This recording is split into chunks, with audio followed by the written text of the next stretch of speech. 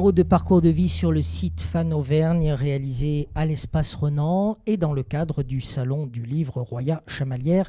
J'ai le plaisir d'accueillir deux auteurs et deux participants à ce Salon du Livre, Maude Tabachnik et Jean-Marie Perrier. Merci à tous les deux d'être avec nous.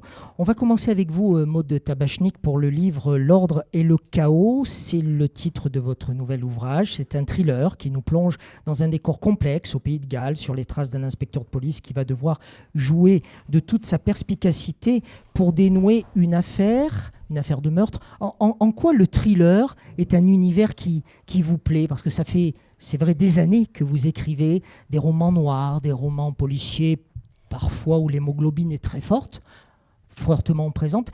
Qu'est-ce qui vous plaît dans le thriller? Justement, c'est pas l'hémoglobine, c'est que le thriller permet de... C'est un vecteur d'idées pour moi.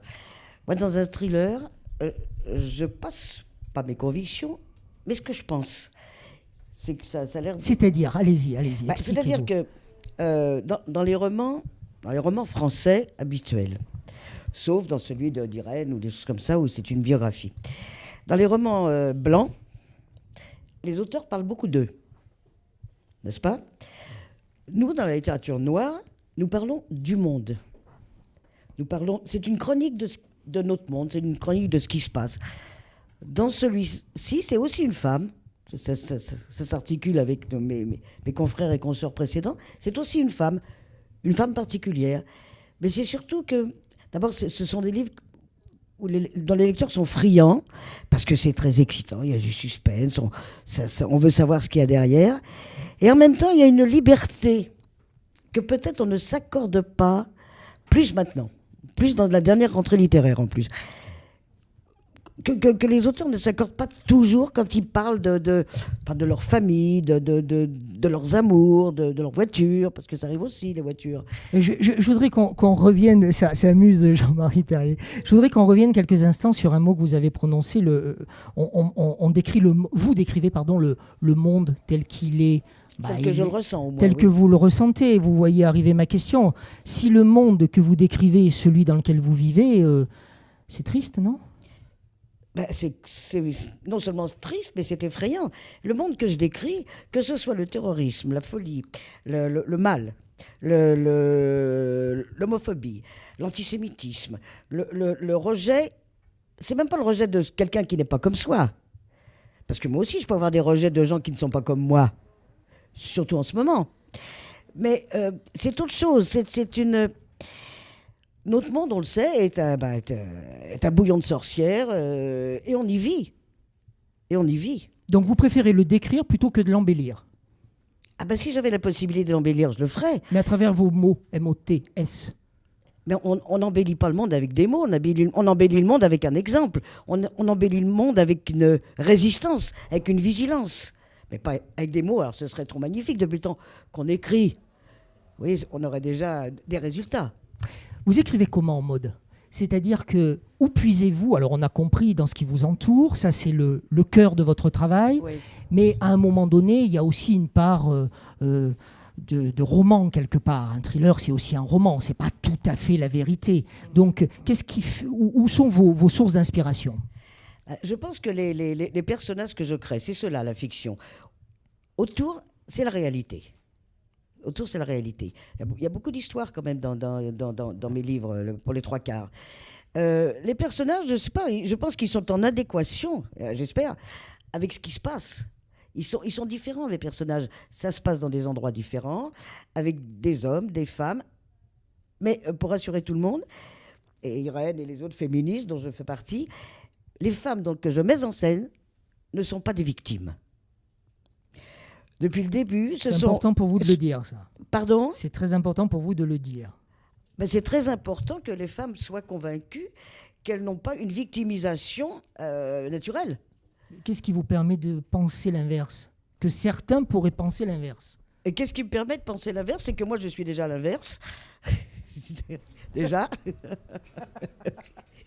et que le monde montre que si les femmes pensaient l'inverse, on n'en serait pas, comme disait Pascal Duhamel, avec des sous-secrétaires d'État, avec des gens de qualité qui restent au bas de l'échelle.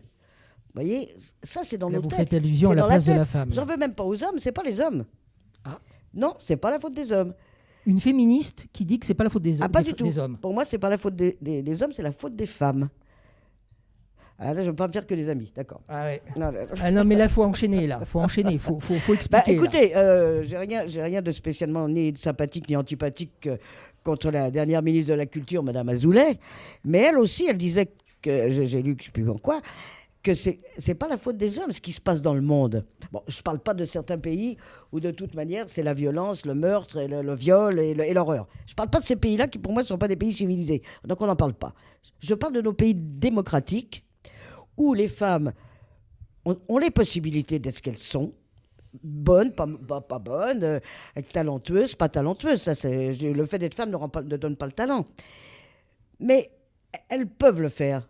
On peut le faire comme... Vous voyez, on peut le faire. Il s'agit que dans les têtes, ça se mette en place.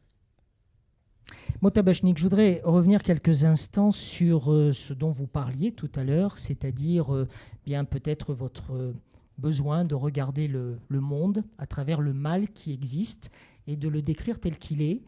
C'est public. On sait que votre famille, vous ne vous en êtes jamais caché. Votre famille a péri, une partie de votre famille a péri Oui, pendant oui. grosse partie pendant la Seconde Guerre mondiale et a été victime de la déportation puis de la Shoah. Ouais. Justement, votre enfance a été marquée par la Shoah. Oui. Est-ce que c'est une manière pour vous d'exorciser cette part de vous-même ? Je ne sais pas si c'est une façon d'exorciser. Je ne pense pas que quand on est un enfant de la guerre, quelle que soit la guerre, hein, soit la guerre du Rwanda, n'importe laquelle, un enfant de la guerre, jusqu'à la fin de sa vie, reste un enfant de la guerre. Mais quand vous avez échappé à la Shoah, comme j'ai eu la chance, bon, il n'y a plus grand-chose qui vous fait peur dans la vie. Je peux même dire, à part l'avion, peut-être, j'aime pas l'avion, mais c'est tout. Vous vous êtes senti coupable à un moment donné d'être vivante ? Non, j'étais enfant, j'étais petit enfant. Là où je me suis sentie coupable, c'était de ne pas être assez grande, âgée, à la fin de la guerre, pour ne pas régler les comptes. Vous voyez, ça va loin. Hein. Mais pas d'être coupable de devoir survécu. Hein. J'avais 3 ans, 4 ans, je ne pouvais pas faire grand-chose. Hein. J'ai vraiment eu de la chance de ne pas griller. Mais d'ailleurs, il y a des gens qui me l'ont reproché. Vous voyez, j'ai eu une des premières bagarres de ma vie physique. De ne pas avoir été victime de la Shoah vous-même ? C'est ça, de ne pas avoir été grillé. Ça s'est mal terminé pour eux. Oui, c'est mal terminé pour eux. Mais oui, ça donne une force, malgré tout. Ça donne une force. Quand vous avez échappé à ça, qu'est-ce qui peut vous faire peur ? Merci d'être avec nous aujourd'hui. Vous nous parliez entre autres, vous nous avez parlé de plein de choses, Maud Tabachnik, mais vous nous parliez entre autres de l'ordre et le chaos. Jean-Marie Perrier à vos côtés, célèbre photographe du Tout Paris, de la chanson, de la jet set. Vous êtes également avec nous aujourd'hui. Oui, photographe de la jet set. Non ? Ça vous plaît pas ? Ah bon ? Mais photographe. Non, mais ça c'est... Les gens disent oui, vous avez été le photographe des stars. Pas du tout, j'étais le photographe des gens qui vont devenir des stars. C'est ça qui était intéressant, c'est de voir tous ces gens qui démarraient, qui étaient jeunes et beaux, et qui étaient en train d'inventer une vie. C'est ça. Ça veut dire qu'aujourd'hui, vous pourriez les photographier ou vous les photographeriez ? Non, aujourd'hui, non, attendez. Photographieriez, pardon, autrement. Non, mais les stars, ça ne m'intéresse pas. Les stars, c'est toujours la même danse. Il y a les crétins autour, les connards en Armani qui causent à leur montre. Là, c'est insupportable. Non, moi, ce que j'aime, c'est les gens qui démarrent. Et quand on voit tout à coup qu'il y a du talent chez quelqu'un d'inconnu, chez quelqu'un de frais. Voilà, c'est ça qui est magnifique et c'est ça qui restera. D'ailleurs, les photos qui resteront de ce que j'ai fait, c'est celle-là. Vous avez écrit Loin de Paris, c'est le recueil de portraits d'amis, connus ou pas, que vous mettez à l'honneur à votre manière. On va parler de cette manière que vous avez de les, j'allais dire de les photographier. Mais moi, quand j'ai lu votre livre, si vous permettez, je voudrais juste dire que j'ai le sentiment que votre force dans ce livre, ce sont des portraits écrits et que votre force, c'est justement d'avoir su saisir un instant, une attitude, une tranche de vie comme dans une photo. Oui, on peut dire ça, oui. Mais je crois d'abord qu'il faut que je vous dise pourquoi je l'ai écrit, celui-là, parce que, bon, j'en ai écrit d'autres. Ça, c'est un livre donc, qui s'appelle « Loin de Paris », c'est pas par hasard. C'est parce qu'il y a 20 ans, j'ai décidé de vivre dans l'Aveyron, c'est-à-dire hors de Paris, justement, parce que je ne supporte plus... pas Paris, la ville est magnifique, mais je ne supporte plus l'esprit parisien. Hein, les ricanements, le cynisme, les ayatollahs de la pensée unique, tous ces gens qui vous expliquent, les petits marquis du 7e arrondissement qui croient que... Vous avez des points communs tous les deux. Oui, hein. bah ouais, qui croient que Paris est au centre du monde alors que ça finit depuis 40 ans. Ils devraient voyager, les mecs. Hein. Bon, donc, moi, j'ai décidé d'aller voir ailleurs, chez les gens normaux. Donc, je suis descendu. En Aveyron, il y a des gens normaux. Oui, absolument. Oui, parce que c'est des gens, par exemple... Vous y avez vu le président, non? Pardon? Vous y avez vu le président, non? Non, pas du tout. Non, on va enchaîner. Non, mais eux, ils sont vraiment normaux. Non. Je suis descendu tout droit un jour, je me suis arrêté là parce que je voulais la vraie campagne profonde, la vraie. Mais vous n'aviez pas de raison d'aller en Aveyron? Vous êtes aucune. Vraiment, vous avez pris votre voiture? Oui, c'est-à-dire qu'à chaque fois que j'ai... Si vous voulez, dans ma vie, j'ai très souvent eu beaucoup d'argent et pas du tout. Toujours, boum, boum, comme ça. Donc, dès que j'ai pas d'argent, j'achète une maison. Parce que comme ça, je me mets dans le pétrin jusque-là et après, il faut s'en sortir. Bon, c'est comme ça que je fais à chaque fois. Donc, j'avais plus rien, pas un rond. Hop, je suis descendu pour acheter une maison. Et je l'ai trouvé et immédiatement, ça m'a plu parce que là, il n'y a que des gens, ce que j'appelle normaux. Par exemple, je connais plein de gens là-bas. Je vais dire aux internautes que c'est votre... C'est ma femme, je vous la présente, elle s'appelle Daffy. J'ai rien dit. Daphné dans le grand monde, mais c'est une merveille. C'est une merveille. Voilà. Enfin, on ne la voit pas beaucoup, mais elle est bien présente. Donc, dans cet endroit, je vois que des gens dont beaucoup n'ont rien, vraiment rien. Et tous me disent à un moment donné, putain, la qualité de vie qu'on a. Alors qu'à Paris, je vois que des gens qui ont tout et qui râlent. Bon. En plus, Paris, très franchement, le Paris que je connais n'existe plus. Hein. C'est devenu invivable. Ils n'aiment pas les chiens. Ils n'aiment même pas les Chinois à Paris. Je vois plein de mecs tout jaunes qui sont penchés sur des plans. Personne ne leur adresse la parole. Non, Paris, c'est fini. Je ne veux plus en entendre parler. Alors là, quand je suis arrivé en bas, attention, parce que là, c'est facile à dire, mais quand on arrive en bas, hein, en bas de la France, je veux dire. C'est pas complètement le bas non plus. Non, mais c'est quand même assez loin. D'ailleurs, c'est ça qui est bien. De Paris. C'est très loin de Paris et très difficile d'accès, qui fait que personne ne sait où c'est. On est peinard. Bon. Ouais, enfin, pas trop non plus. Hein. Les Aveyronnais vont pas forcément être très contents. Si, ils sont très contents. Quand ils veulent faire du pognon, ils montent à Paris. Ne vous inquiétez pas pour eux. Mais, donc, quand on arrive là, dans un endroit comme ça, et qu'on est parisien et qu'on a fait l'erreur en plus de montrer sa tronche dans le poste, il faut faire allégeance, hein, parce qu'ils ne vous acceptent pas comme ça, les mecs. Donc il y a 3 règles que j'ai établies tout de suite. 1, il ne faut pas faire de piscine, parce que si vous faites une piscine, c'est que vous êtes en villégiature, ça ne fait pas sérieux. 2, il faut être là en hiver. Si vous rentrez le 7 janvier dans le café du coin, les mecs disent « Ah là, peut-être qu'il y a quelque chose de sérieux. » Bon. Et troisièmement, je suis allé voir le directeur du journal du coin, le Villefranchois, 12 000 personnes qui lisent, tous les Aveyronnais le lisent. Et je lui ai dit « Voilà, tu me donnes une demi-page, une page que tu veux. Je fais une photo et je fais le portrait de quelqu'un de la région. Comme ça, j'entre, je fais allégeance et je rentre dans la région. Alors, mais ce que je ne leur avais pas dit, et je finis, ce que je ne leur avais pas dit, c'est que j'allais mélanger. C'est-à-dire que donc une semaine, tout à coup, je leur ai balancé Alain Delon et la semaine suivante, le boucher de Villefranche, traité pareil. Voilà, des gens connus et des gens moins connus traités de la même manière. Absolument. Et quand vous avez proposé, et c'est le cœur de votre livre, des portraits, il y avait bien sûr la photo, ça c'est votre domaine. Oui. Mais j'insiste, je me répète volontairement, vous avez un véritable talent sur le portrait écrit de la personne, parce que quand on lit les portraits que vous avez écrits, on se dit mais zut, on est déjà à la fin de la page. Ah oui, mais vous avez raison, c'est ça que j'aime faire moi en fait. Bah, parce vous avez réussi, hein. Les photos, oui c'est très bien les photos, mais de toute façon je ne suis pas plus photographe qu'écrivain ou metteur en scène. Moi je revendique le statut de dilettante, qu'on ne m'emmerde pas. Moi je suis là pour rigoler. Hein. Donc, et je me marre. Et si c'est Maud Tabachnik qui le dit.